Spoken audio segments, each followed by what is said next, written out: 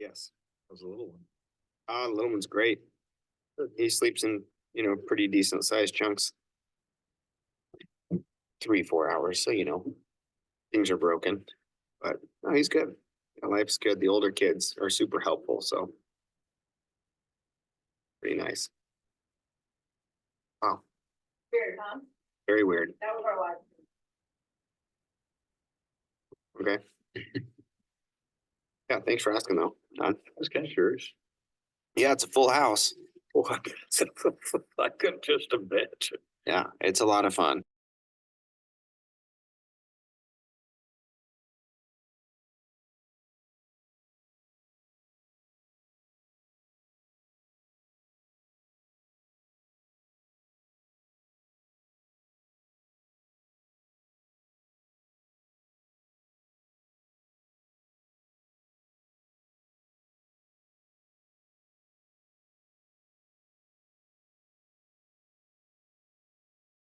Thank you.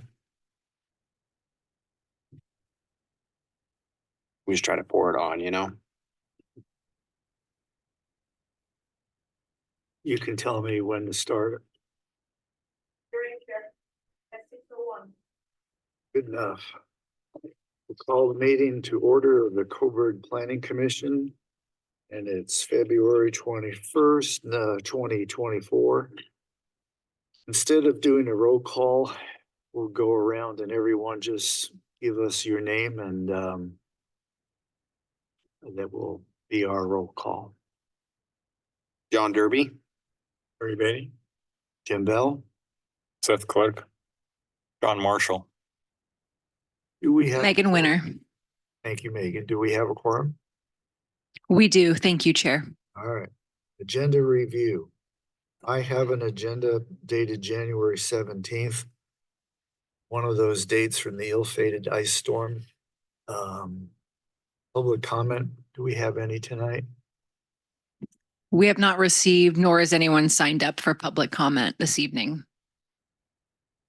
As we had talked about in what seems a long time ago in fall, we are going to do a brief review this year of some of the past Coburg planning that's taken place. And as part of the commission business, we're going to do introduction to comprehensive plan goal 1 and 2 that Coburg submitted. I did want to briefly cover with you. I got my notes from grad school from 40 years ago. And the instructor was very preoccupied with British law and how it had a major influence on American law dealing with land. So some of the things that shape all the stuff that we'll be talking about in the next year, of course, is the US Constitution and in the amendments. Another important consideration is Oregon Constitution.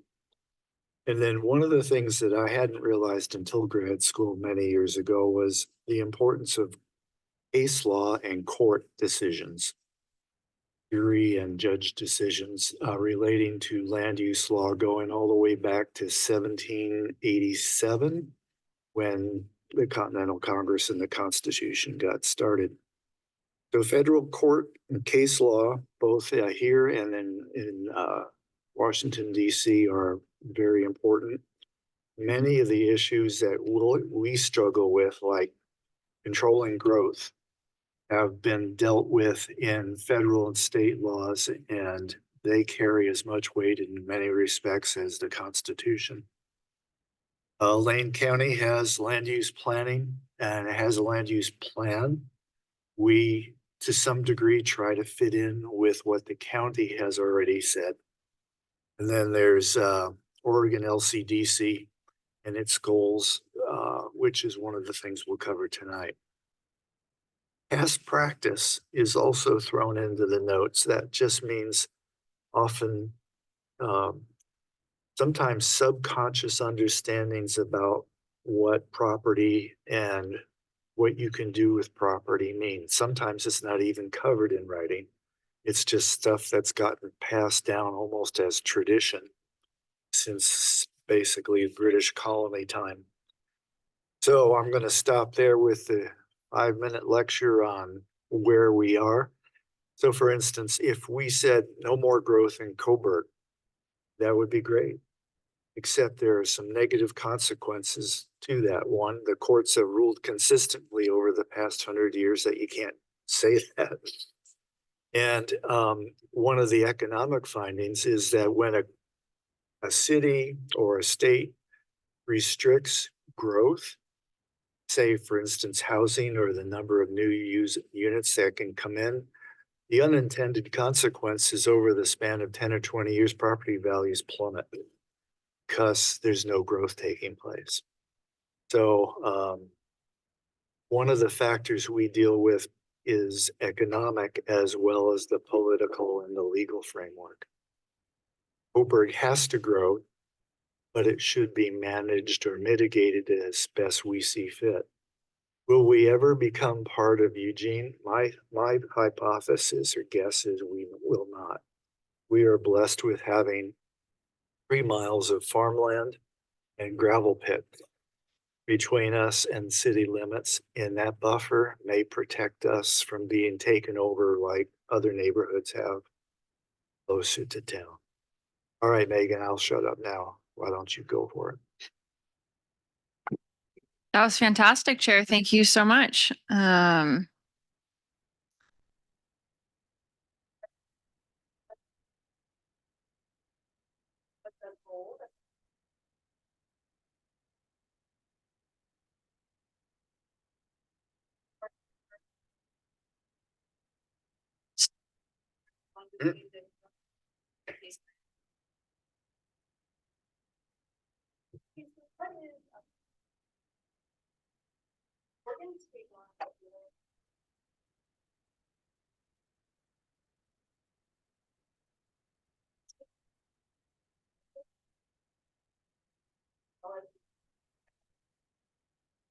That form our local comprehensive plan. Our local comprehensive plan is then acknowledged by DLCD, and then we use the policies of the comp plan to create zoning regulations and our development code. And that is how we implement our comp plan, which implements the statewide planning goals. DLCD reviews the plans. Any revisions or updates must be reviewed to make sure they align with the statewide goals. The plan is said to be acknowledged when LCDC approves it. The plan then becomes the controlling document for land use in the local jurisdiction. Yes, Chair. Quick question, DLC, whatever it's called this week, reviews our comp plan. Does the Lane County, do they have any input? I think that we would send out an agency referral to them when we made amendments, and most certainly we would want our comp plan to be compatible with the county's comp plan. I don't know the answer to, I don't think that they formally acknowledge it in the same way that the state does.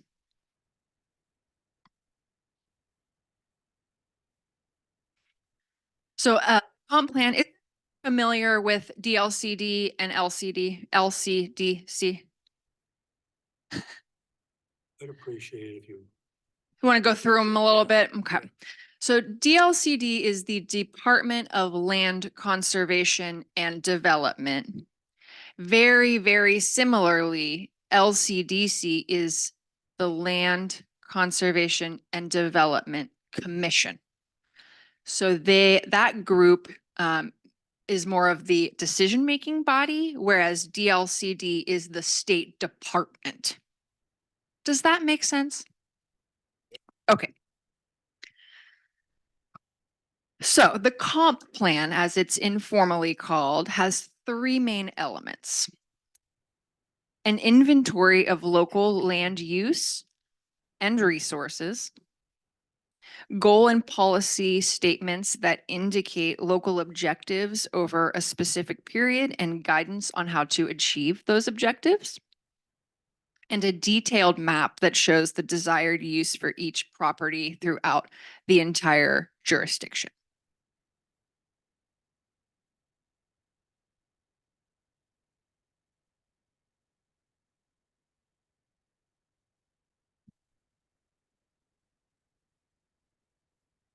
Goal one of our comp plan is citizen involvement. The LCDC goal is to develop a citizen involvement program that ensures the opportunity for citizens to be involved in all phases of the planning process. Public involvement is a required part of land use planning in Oregon. This requirement is one of the things that makes Oregon's land use planning program unique, and the requirement for public participation is written in the first goal of 19 in the statewide land use planning system. Because Oregon recognizes that effective public involvement is key to the successful implementation of land use plans. It is no accident that the statewide planning goal with top billing, Goal 1, requires local agencies to meaningfully engage public in the land use planning process. Under Goal 1, government agencies are asked to provide for widespread public involvement in all phases of the planning process, to provide for two-way communication between members of the public and decision makers as plans are prepared, assuring that responses to public inquiries and input are provided, and to make technical information available and understandable.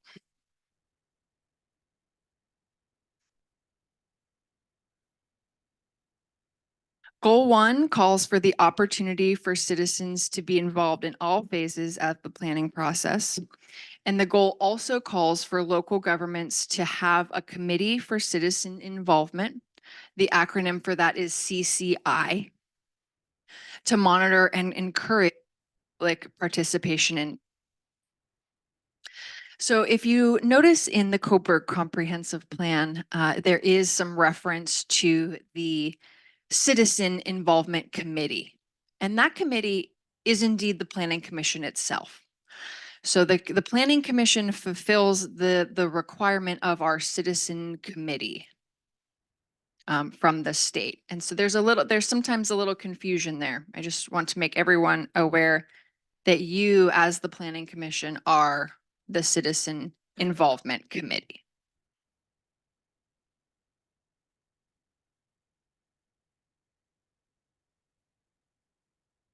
Are there any questions? Did anyone questions about our policies in the comp plan, I can through them. I don't know that that's necessary or helpful.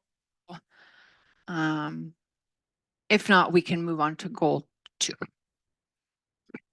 Quick question, there's been a huge amount of case law in the past 40 years in Oregon about citizen involvement in general and transparency in government. Are they linked at all, or is this sort of a separate parallel track? They are linked. Yes, I would say they are linked. And currently, thank you for bringing that up, because Citizen 1, Goal 1 is currently being updated at the state level.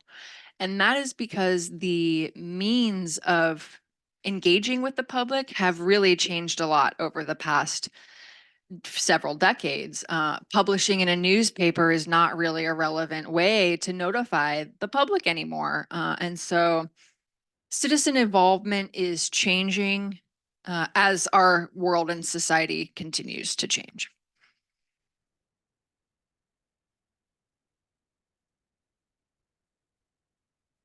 Are we required to mirror state goals? 1 through how many? I don't know, 13 or 14? Yes. There are a total of 19 statewide planning goals, and our comprehensive plan must address each one that is applicable to Coburg. Pretty much mirror what the state wants. Yes, to show that is how the city shows that we are in compliance with the statewide planning goals. So that's why I kind of, if you can see on the slide, the first statement is the goal from the state. The way this is laid out in the comp plan is it's the goal from the state at the top. Next is the Coburg objective, and that's backed up by a number of Coburg policies to support that objective, which supports the goal. State has their own CCI, is that correct? That is correct. Is that what it is for this area? I think that it actually just did a turnover this year. I know who our rep was through 2023, but I do not know if she is still in that position or if that is something that once the term expires, they renew. What is their function to us in regards to Coburg? I do not have a really good answer for that. I think that their objective is more providing citizen input at the state level. I don't know that we actually interact with the state's citizen advisory committee. Yeah.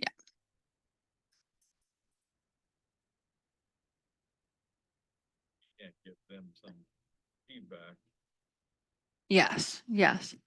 Well, I think, like I said, once the terms expire, it is open for participation. So Commissioner Marshall, next time if I see a vacancy, I'll be sure to shoot it your way. I can provide.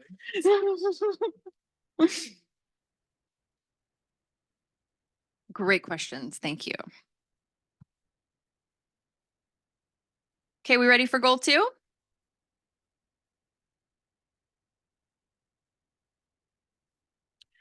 Goal 2 is land use planning. Goal 2 requires each local government in Oregon to have and follow a comprehensive plan and implementing regulations. So that's the second piece I talked about, where we have our local comprehensive plan backed up by our zoning code and other ordinances. Implement the comp plan. Cities and counties must build their comprehensive plan on a factual basis and follow their plan when making decisions on appropriate zoning. City and county plans must be consistent with one another. Chair, that gets back to the question you first asked. Special district and state agency plans and programs must be coordinated with comprehensive plans. Comprehensive plans must comply with the requirements of each applicable statewide planning goal. the Land Conservation and Development Commission reviewed each city and county comprehensive plan for compliance with the goals. And when found that the plan as a whole was acknowledged, the plan is approved. We already covered that a little bit. Except for federal and tribal lands, every square inch of Oregon is planned and zoned. Is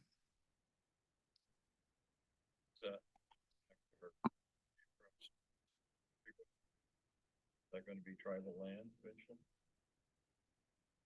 That is, I do not have an answer for that property. But technically that property is currently within our zoning, the city of Coburg zoning regulations.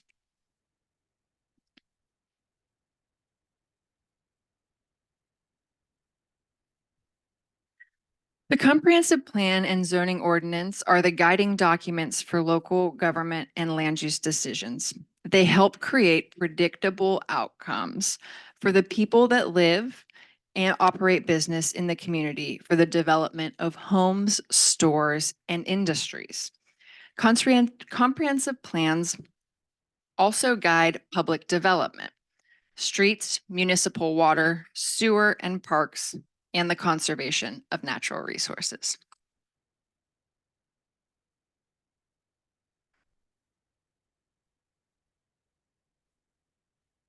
So here in the comprehensive plan, our LCDC goal is to establish the land use planning process and policy framework as a basis for all decision and action related to use of land and to assure an adequate factual base for such decisions and actions.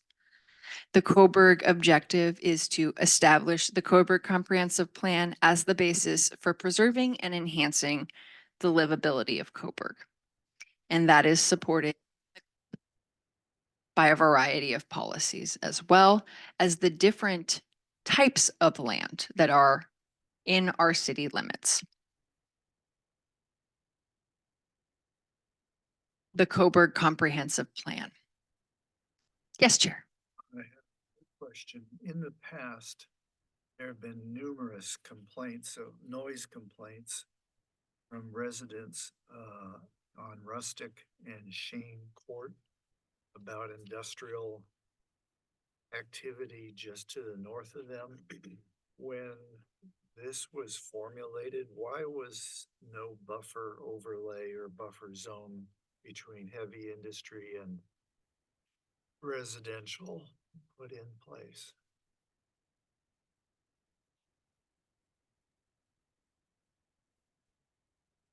I don't have an answer for why that boundary was not given a little bit more of a buffer between uses.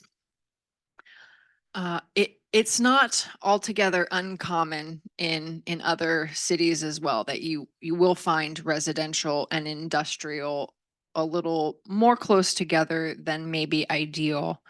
It may also be that there was different industry taking place in the zone at that time that wasn't creating the same type of nuisance that we are experiencing now. That's really light industrial zone. We don't really have any heavy industrial. Correct. Light industrial, we don't have any medium or heavy industrial. But would the banging at midnight be classified as heavy industrial? Well, I think there are several issues with the banging at midnight that have a little more to do with the nuisance ordinance, perhaps than our land use type here. But there are protections in the zoning code that speak to new industrial uses. There should be, I believe it's a 25 buffer between a residential use as well as different screening, landscaping, other types of visual and audio buffers.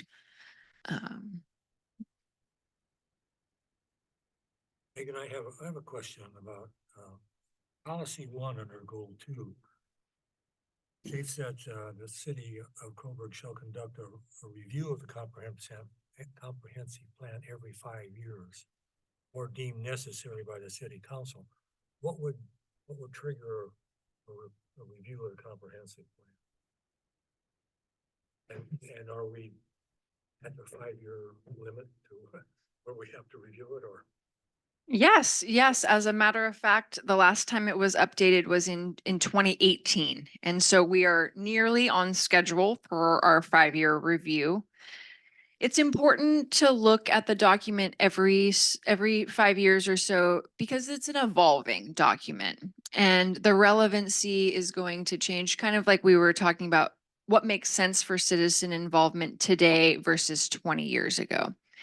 The living document allows the city to be, I don't know if nimble is the right word, but able to adapt to changes that make sense for the community and the community's vision. It would seem like a review of the plan would be something expensive, I would think. I'm not sure what's all involved in reviewing the whole plan. And what part does the planning commission hold do we take?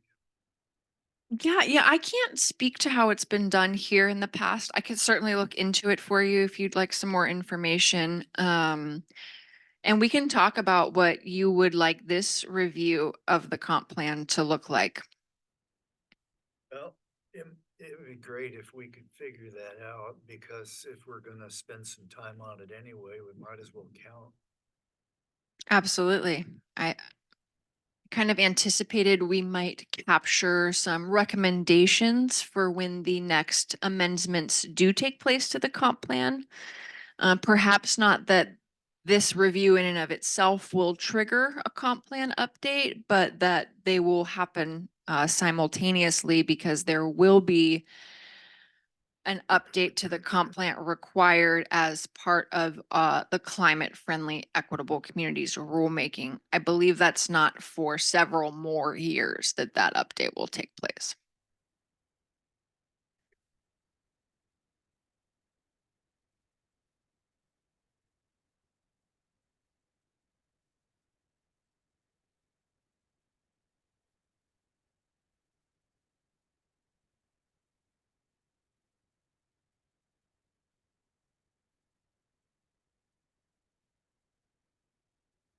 Is everyone familiar with our different zoning districts?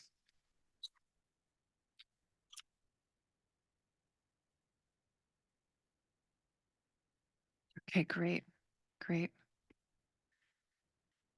Well, that is all the more I had on my slides for you this evening.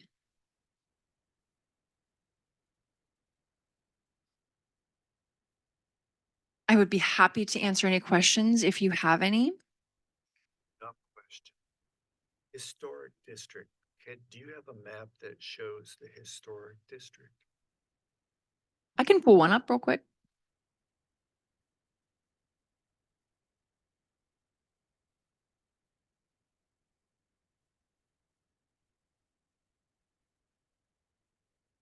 Seems like it's the central business district, pretty much, right?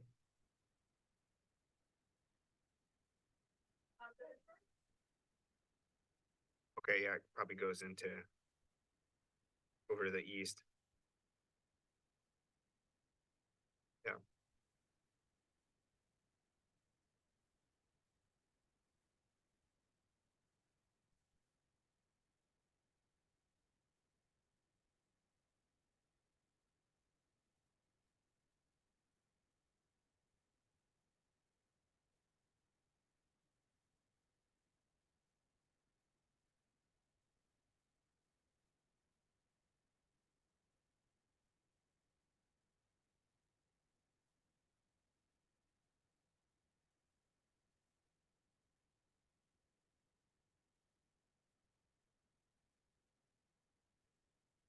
Or we can do this another time then.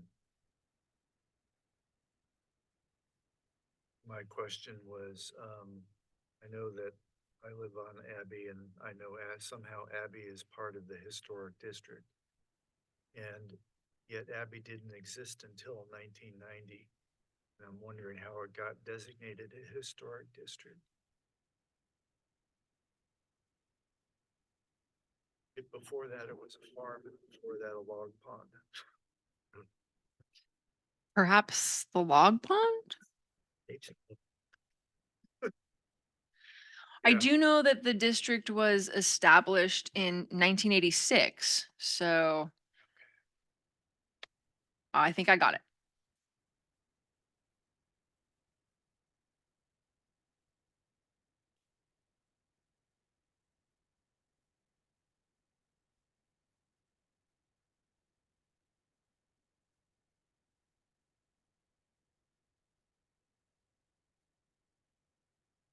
So this map came from I think it was 2000, okay, there we go, 2020.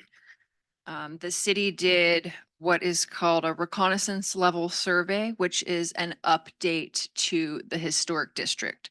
So a consultant came in and assessed each one of the properties that are named within our National Historic District and made the stroll booklet that is available out front as well.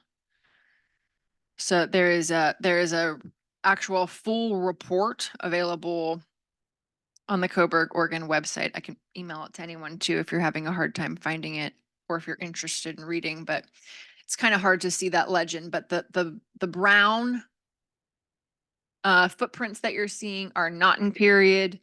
The blue dashes are not contributing.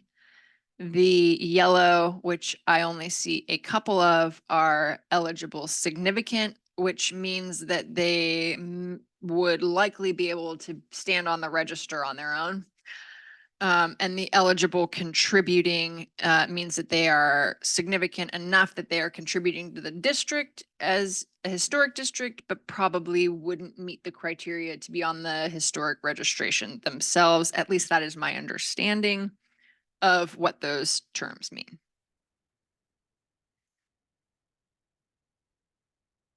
Well, unless there are any further questions about goal 1 and 2, we'll move on to the next item on the agenda, and that's city administrator's report.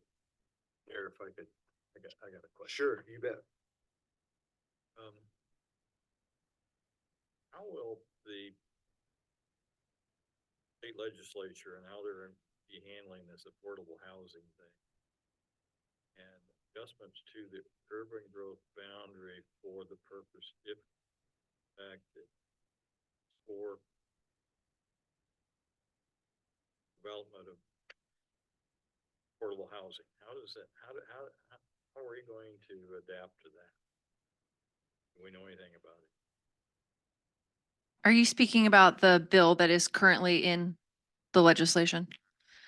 I believe there is a population threshold, and I believe Coburg would be exempt from that. I think it's 5,000. That sounds right. It's usually either 5 or 10. Other than that, I am not familiar enough to speak to how Coburg is going to.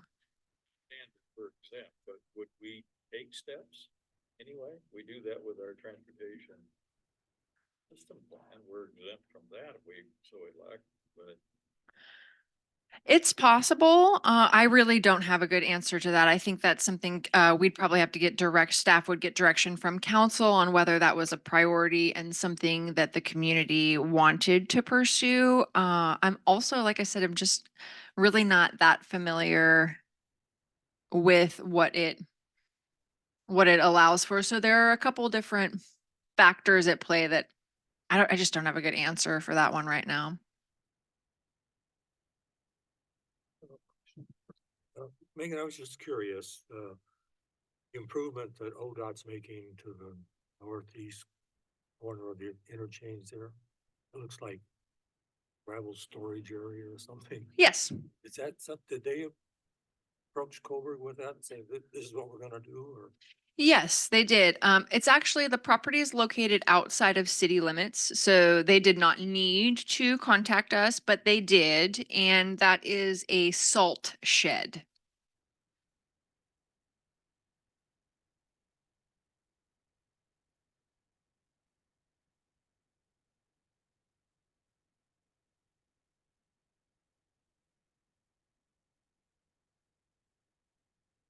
one goal two are kind of easy.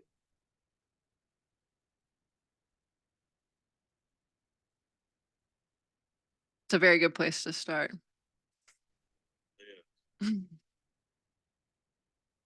So next, goal 3 is agricultural lands, which I think the commission can have a robust discussion about, what that means for Coburg.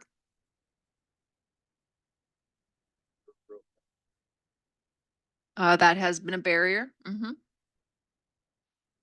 It's also, I think, part of the community's identity, that we're really proud of. Right? The agricultural history here.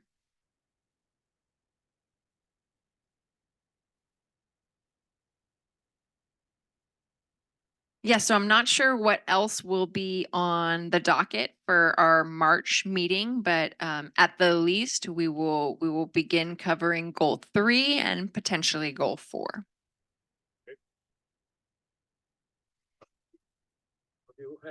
Will you have hard copies of that document for us? I most certainly can. I would appreciate it. Would you like a copy of the whole comp plan? I think it'd be, for you, it'd just be easier, wouldn't it, to do one at a time as we go through them? And one, Oh, when I take this one, you. okay, yeah, I prefer a hard copy anyways. If anybody else wants a hard copy, I'll have it ready for you. I already have a hard copy. Thank For you. some reason, I got one too. Yeah. I think I've given one when I first. In my closet. Yeah, that's. Has there been any, I don't know if there's been any updates to that conference? Have we in the last, say, 2018 is the last revision we did? Yes, the last updates were 2018.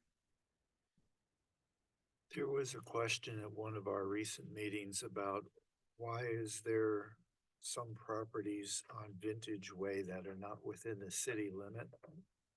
Would love to know the answer to that question. Same thing applies. The end of North Atlanta. Yes, the north notch there is a little. I don't have any idea where that came from. Follow up with that. When can you make adjustments to your urban growth boundary? What's that process? To take care of something like that? To just clean up, like we missed half of the street. We're not sure why. That's a good one. Say the same thing with, road on the other side of, freeway. Van Dyne. Van Dyne, why can't we just push that right into, push our boundary to the north, urban growth boundaries north, so makes it easier for us to annex that into the city. The whole process that we get the county out of it, I would think. I'm not sure if there is some type of expedited process for when it was something that looks like a mistake or a Scrivener's error was made. But typically a UGB expansion is a very long process that requires a lot of analysis and looking at different areas where growth might occur. A lot of factors go into that. And Coburg's city limits are the same as our urban growth boundary, which is not something that you typically see in a city jurisdiction, because that means we have no more land to annex. And so that is why we were pursuing the grant for the buildable lands inventory, which we did not receive, but we are still prioritizing that project and thinking about other ways to get that done. Because those are, as Chair opened with, this is how we kind of want to mitigate and control what the future of the community is going to be.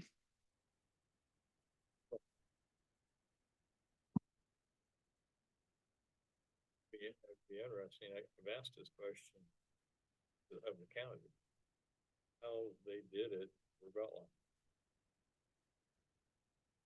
how they adjusted the urban growth boundary for Beltline. Get it inside inside of Eugene, so they expand, so they can do that improvement to Beltline, Delta area. I believe they sought an exemption from goal 12, which is transportation. That one way that you improve the change your urban growth boundary here. Get an exemption. I think theoretically, yes. But we were looking at that when process.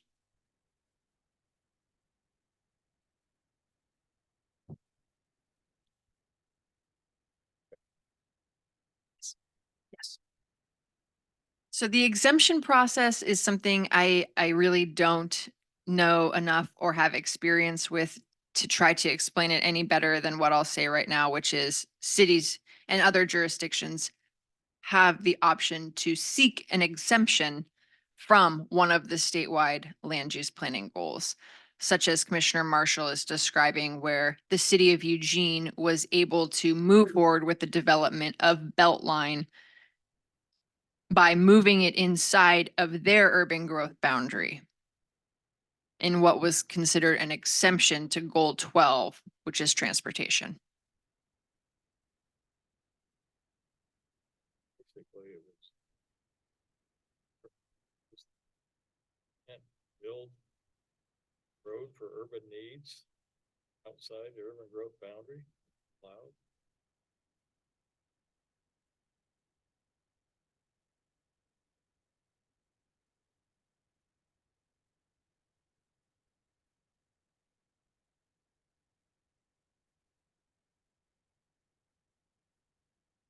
So next item was the administrator's report. We don't have an administrator, but we do have a report. Should we just read that through, or do you want to make a presentation, or what's best to do?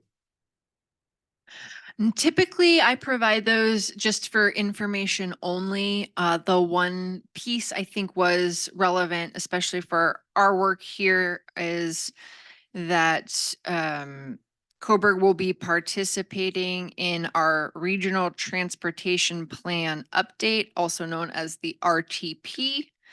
And the congestion management plan. So those plans are something that is required as part of our involvement with the MPO and are required to be updated every 4 years, I believe it is. And so that was some of the planning department update from this month's city administrator report, is that we will be kicking that process off for an RTP update in this year. And I believe that'll be adopted in 2025. One more dumb question. Some people in town have asked me periodically, what effect has the ADU change had on town? And I just shrugged my shoulders and really don't have any statistics or numbers for them. Is there a way sometime down the road we might get an update as to many people ever followed through on that? Yes, I can absolutely provide those numbers and that information. And just anecdotally, I can say now that, that I think we have seen an uptick in the ADU development, accessory dwelling unit, for those of you who don't know the acronym. But the code was amended before my time here, I think somewhere around 2017, maybe, to encourage the development of accessory dwelling units. And I think I've seen a handful each year. And so, Nothing. Hundreds, no. no. Maybe 5 in 3 years. Pretty modest. On your, one of your slides. That's what definition of livability is. You don't have to show the slide, it's all right. Okay. Still like to, if I go back to the property on the other side of the freeway. The fact that you know, there was a lot of process done or conversations, things taken care of, so idea was, doesn't Coburg do not want or did not want another truck stop within a mile of the one we already have. Now, by chance, if the Cow Creek tribe do turn that into tribal lands, are they exempt from our zoning? 'Cause the idea was that to not have another truck stop was in our livability, if you will. See where I'm going with this? I do. And that is something I think if the time comes that I will defer to legal counsel. I am not comfortable speaking on tribal lands or their rights. I'm just kind of curious. I kind of think, They can do anything they want. I don't know the answer to that. Not even sure what the legal definition of tribal lands is, whether it has to be tied to ancestral documentation or you just buy somebody's property and change it. Yeah. I know the Gaming Commission and Commission on Indian Affairs in Salem is dead set against any new developments of casinos in the state. And the other tribes would fight it in court. So I suspect long-term lawyers are going to get very wealthy on that question, and we'll see.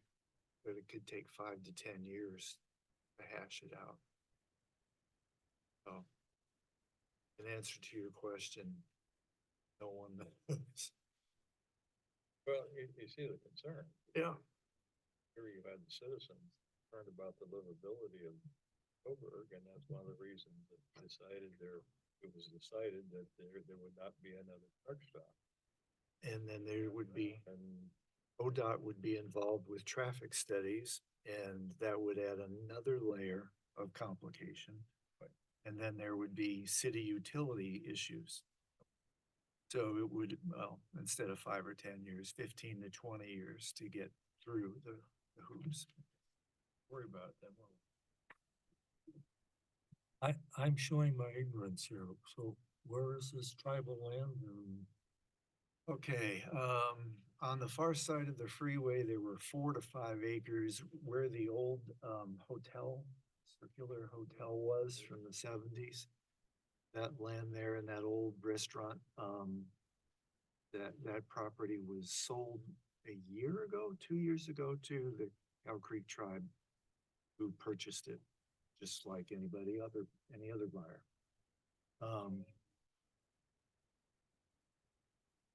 Right. All right.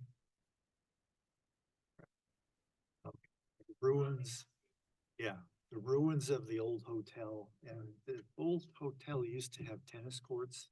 That was part of it too. And right now it's derelict buildings and pavement and nothing's going on except vehicle storage. Burrito stand. Yeah, yeah, Best burritos in the county. Yeah, is she open for business? I second that. Absolutely. But yeah, and there would be a huge set of hurdles for utilities and ODOT and gaming. I mean, it would take 20 years to clear all of the hoops, do anything big there. They used to be on a well.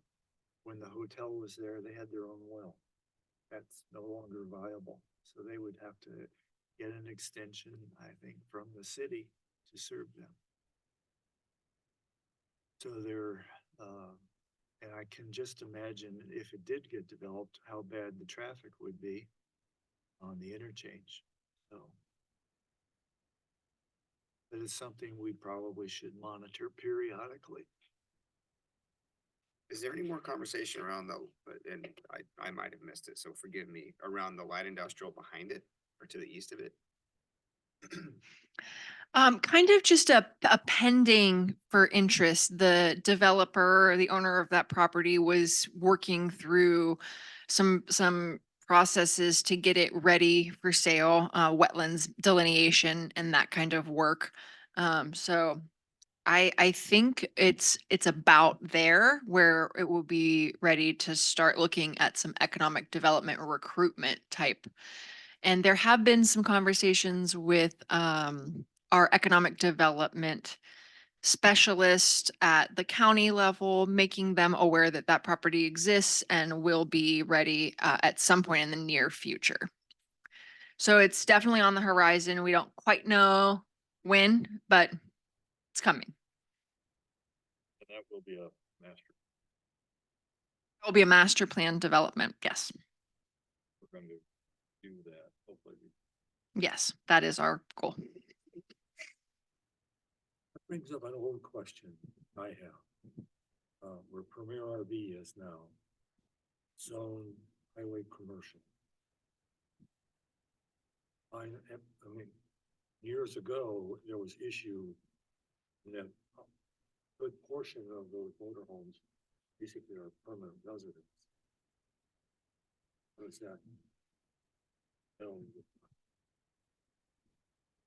Seems like there should be some education change or something. I don't have a good answer for that one either, Commissioner Bainey. It's a great question. I don't know if, I actually don't know off the top of my head if that would be an allowed use under the current highway commercial or if that's grandfathered in, but I know that we also have Camping World in town in the same highway commercial zone. So I think it is, I believe it's a permitted use within the highway commercial zoning district. Whether or not the city has the authority to tell people how long they can, I don't have a good answer for that one either, but I do know that you are correct in that there are a number of the units there are permanent residents. I think even some of the children are going to. That may very well be, and there was some discussion during the annexation of that light industrial land about a buffer zone to the residential, because although that's not zoned residential, it's very clearly a residential use, and so are they not afforded that same buffer? So that'll be stuff that the Planning Commission is looking at when that development application comes in. A certain ratio or percentage of the spaces are considered permanent, and the others are transitory or transient. And so the property owner tries to have this mix to get within the parameters of the city by having transient versus permanent residents. I don't know what that ratio is, but I know there is one. Seems like the permanent resident. Right, exactly. And you would think it would have an influence on the whole tax base structure over there. Mayor RV paying taxes for They do. commercial property, or then you got individual homes, you know,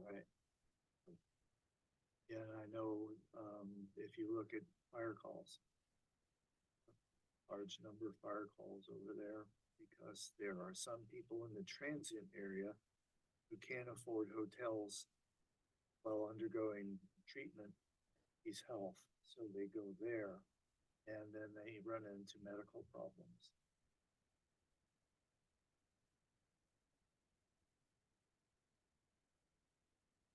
Other questions, observations, thoughts? Goal 3 or 4 next time, right? An exciting new plan. Depending if we have anything else, I think at least goal 3. If there are no other questions, then I am open to a motion for adjournment. So move. Second? We are done. Thank you. Thank you so much, everyone. Thanks, Megan. So, Dinner now. question for you. Yes. take care, John.